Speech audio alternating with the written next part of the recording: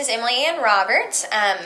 Thank you so much for sending over these questions. I'm so excited to be featured on Teens Want to Know. And I'm so thankful for y'all to feature my new EP and my story. So I thought that we could just get started. So number one, hi Emily, nice to meet you. Nice to meet you too. Tell us a little bit about yourself outside the showbiz. Well, I am from Knoxville, Tennessee, and I've lived there my whole life. And I have such an incredible, supportive family back in East Tennessee and a sweet boyfriend back home. And I head back to Knoxville and to East Tennessee any chance I get. I grew up going to the mountains all the time, and we were always outside doing stuff, and so anytime I can get out of the city and head back into East Tennessee, I take advantage of it. So that's a little bit about where I'm from. I have an older sister who is 6 years older than me, named Abigail, and a sweet mom and dad, like I said, who are so supportive, and family is such a big deal to me, and so that's a little bit about my life. Things that I love to do outside of music that I'm passionate about. I love to read. I'm such a bookworm. I'm constantly reading a new book. So that's something that I love to do. And then I also love to bake. I've been baking cakes and cupcakes and cookies and all that for probably 4 years now, pretty regularly. I do a ton of birthday cakes when I have time, and anytime there's anything to celebrate, I'm always in the kitchen making something. So that's what I love to do. All right, number 2. Your debut EP, Someday Dream, drops July 12th. Why do you think people are going to want to give it a listen? Well, I'm, first of all, so excited for the EP to come out. I think a big reason why people will be excited to listen is because it'll be my first ever body of work and my first ever project. I've released some singles, but I haven't done a group of songs that mean so much to me, and I'm just so proud to be releasing this as my first little body of work. So I think that that'll be a reason for people to listen, and it will have 3 songs on it that are previously released.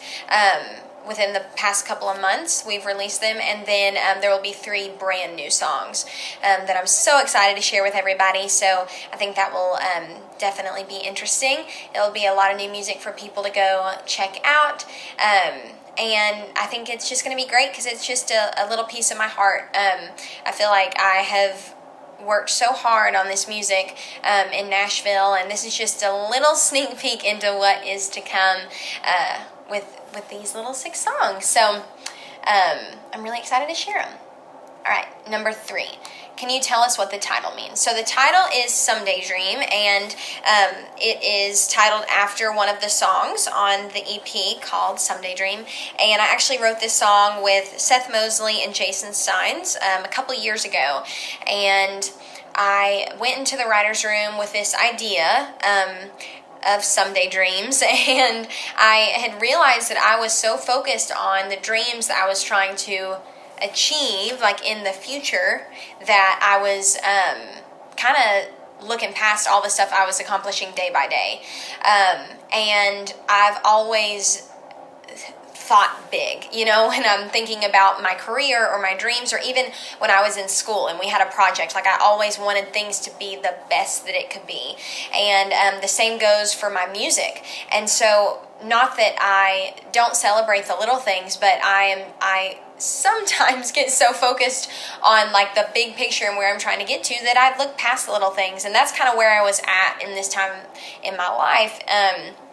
And so I went in with this idea, and I was like, I just need some perspective. And I feel like other people probably feel this way too sometimes when they're chasing after something bigger than themselves. And so that day we wrote a song that has turned into kind of like my anthem. And my hope is that it becomes other people's anthem as well. And it's all about taking control of your dreams in the moment today, and whether or not you get where you ultimately want to be, I feel like it's so incredible knowing that each day you're one step closer than you were the day before. And that was the biggest realization that I had was, like I might not be selling out a major stadium tomorrow night, but I'm still getting to go and share my music with people and sing it and write my songs and record them, and that's the dream. And so writing that song was a huge realization for me that I was living in my someday dream. And so my hope is that it encourages other people to start living in theirs and not waiting around on someday. So all of that to say, I thought that would be the perfect title for the EP, because having a body of work and a record of my own with all of my own music was a huge someday dream of mine. So it's incredible to think that it'll be out so soon. All right, number 4. You've been mentored by Blake Shelton. What do you think is the most valuable thing that mentorship has provided you thus far? Well, the biggest thing that stuck with me so much while being on The Voice and working with Blake was him just encouraging me to stay true to me. My music is not, it doesn't sound like everything that's on country radio today. It is definitely more, kind of grassy and has more of like an Appalachian feel and more of a little bit of an acoustic feel. I love to have like fiddles and banjos and mandolins and all that stuff in my music, and that's something that I don't hear all the time on country radio these days. And so coming to town and starting to write and work on my music, I knew that I was doing something that wasn't really popular on the radio right now, but it was something that was 100% me. And so knowing that, I had the support from someone like Blake to, keep doing what feels real and genuine to me, gave me confidence to come to town and stay, like, really plant my feet in the ground and say, this is me, and this is what my music is going to sound like, and this is my sound, and this is what I have to say. So he really encouraged me to stay true to what I wanted to do while I was on The Voice and even coming off of The Voice. So that was such a big thing that has helped me along this journey. All right, number 5. You came in second place on The Voice. I'm sure you were very grateful for everything you experienced and for reaching so far, but I'm sure it was also a little disappointing. What helped you put things into perspective that you didn't win and helped you move forward? Well, honestly, I was 17 years old when I was on The Voice. I had my 17th birthday during my season of The Voice, so I auditioned when I was 16. And I just finished up the first semester of my junior year of high school after I got off the show in December. And all I had ever known about singing and music was, writing songs in my bedroom and playing little small competitions in Knoxville and playing little gigs at Mexican restaurants and any restaurant that would have me. So being on The Voice really changed my life overnight.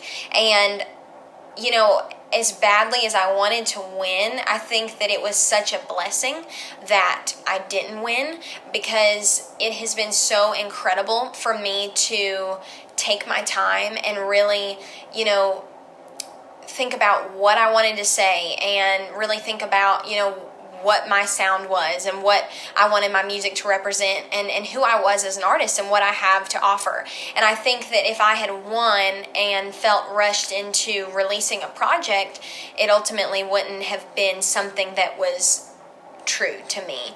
So, though it was a little disappointing not winning, coming in second place I think was the biggest blessing because I was able to go back home and graduate high school.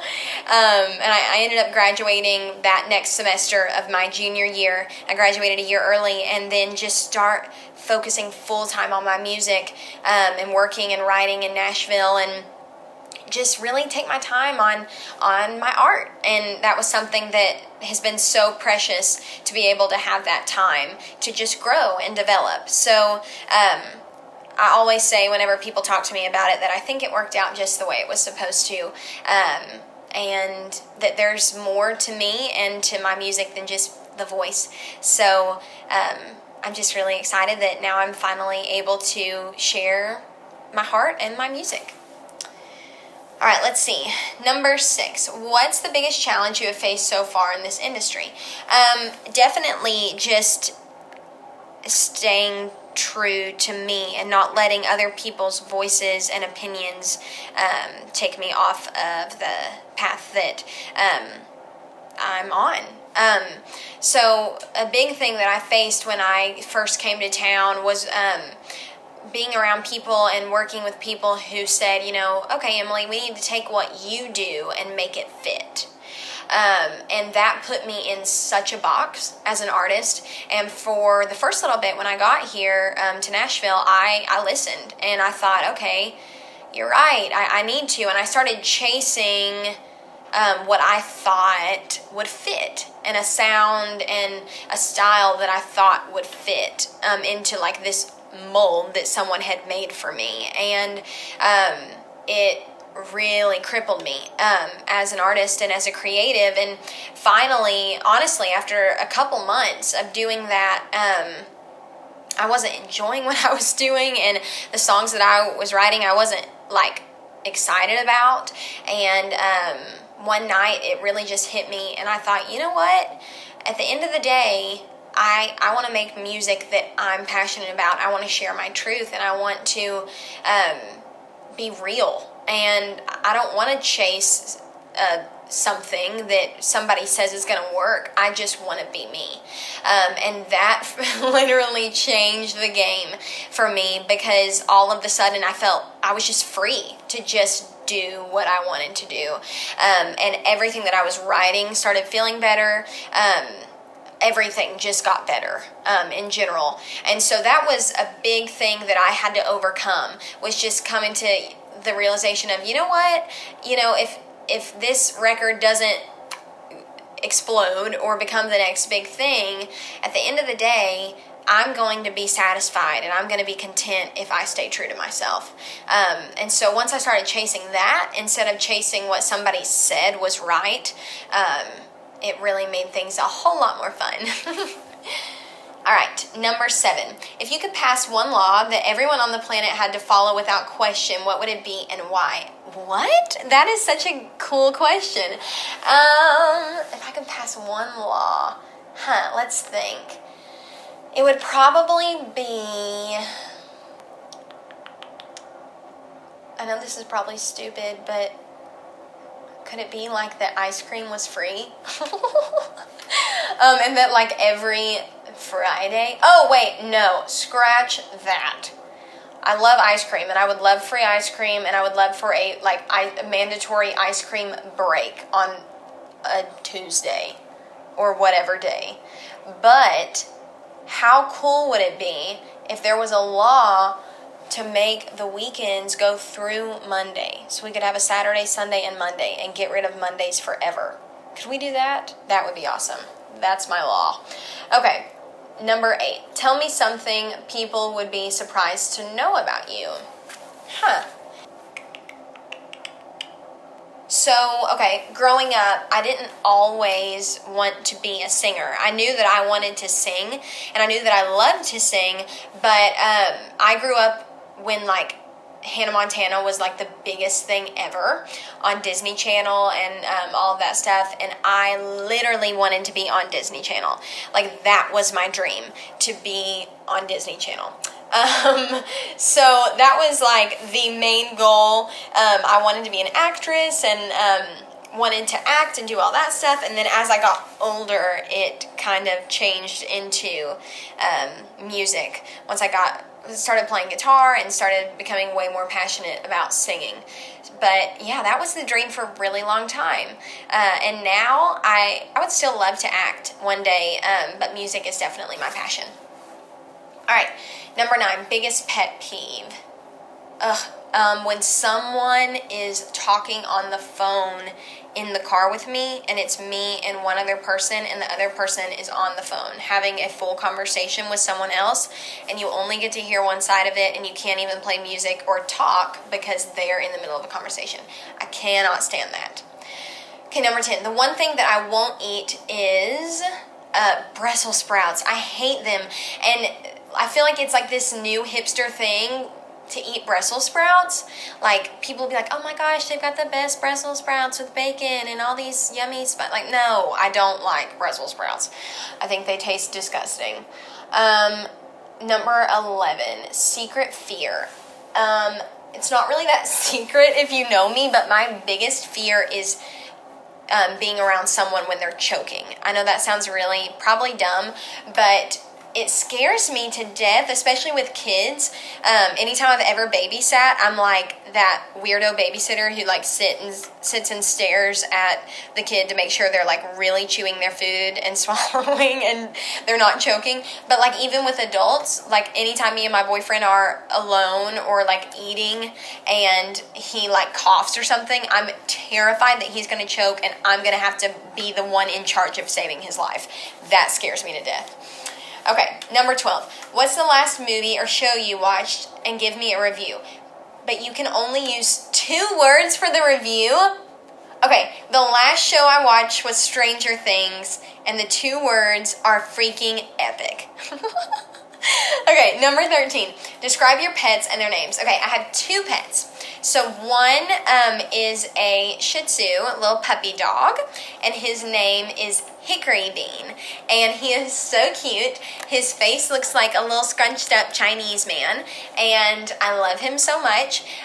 He has like such a lazy personality, and he really acts like he's stuffed, honestly. Like you could dangle him by his hind legs and he would let you. Like he is so mild-mannered, and he'll let you carry him around like a baby. He never barks. He is precious. And then my boyfriend surprised me with a golden doodle, and his name is Banjo. And Chris literally like named him before I got him. Like I didn't have any say in any of it. I didn't even know I was getting a dog. I showed up from a run and from working in Nashville, and I came back to East Tennessee and there was a puppy waiting for me. And Banjo is the complete opposite of Hickory Bean. He is like so full of energy and he is humongous. Hickory is probably like 15 pounds maybe, and Banjo is like 75 pounds. So he is giant, but he is super sweet and very playful. All right. 14. The one thing I cannot live without is...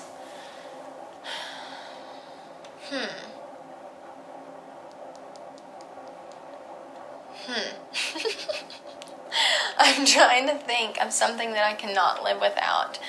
I guess like books, maybe my Bible, and journals. I really love reading. I love learning. I love... journaling. I'm trying to think if there's something cooler than that. The one thing I can't live without, sleep. Can I just say that? I really love taking naps. All right. Number 15.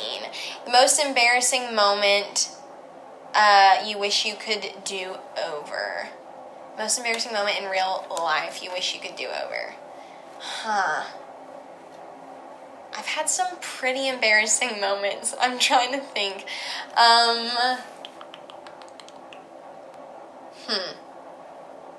Hold on, I'm trying to think of a really good one. Oh, this is kind of funny.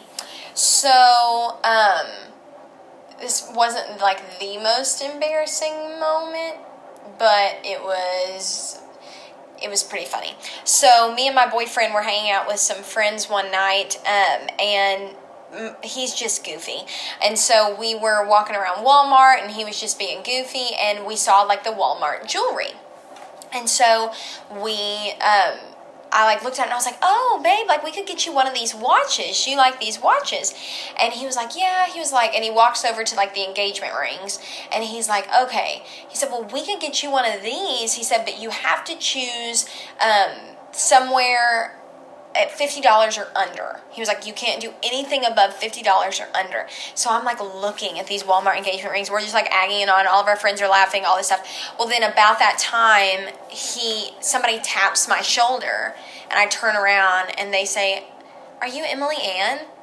They said, "Are you Emily Ann from American Idol?" That's what they said to me. And I said, I was so caught off guard because we were literally looking at Walmart engagement rings, which no hate on Walmart engagement rings, but I just thought that the whole situation was kind of funny, and they probably heard him say that I had to pick one under $50. So who knows what they thought about that. I literally was so caught off guard that I just said, awesome. Like as if they asked me, how are you? I don't know what I was thinking, but it was pretty awkward. So that was pretty funny. Okay, number 16, secret beauty hack. Okay, probably this stuff by, I kind of have two. I stinking love makeup. I think that it is so much fun and such a fun, like, creative outlet. Two things I've discovered here recently that I'm obsessed with that make life so much easier is Tinted Sunscreen. It's literally like sunscreen and moisturizer with a tint that you can rub on with your fingers, so you don't even have to mess with foundation, because let's be real, some days we don't have time to full glam it up. So Tinted Sunscreen with a pump of this product by Drunk Elephant called Sunshine Drops. They're anti-pollution bronzing, like it's like a liquid that you can mix in with your moisturizer or with a tinted sunscreen. A tinted sunscreen with those sunshine drops just literally rub together in your fingers and on your face is beautiful. I'm obsessed with it. I do it all the time now when I don't have to get full glam. All right, number 17. What else are you working on or have coming up next? Well, we are working on a music video for my song Wild that will be on my EP. So that is super exciting to get to share that very soon. And we are now working on the second EP. So this one will come out and there will be another one to follow very soon. All right, and number 18, can we get a selfie of whatever you are doing at the moment? It's something we ask to keep it real for the fans. Okay, cool. I will definitely take one. I'm currently sitting in a writer's room at my management company drinking Dunkin' Donuts iced coffee. So I will get you a picture and send that over to you. Thank you so much for sending these questions. I think that that's probably it. I would love if y'all would be willing to share my website, emilyannroberts.com.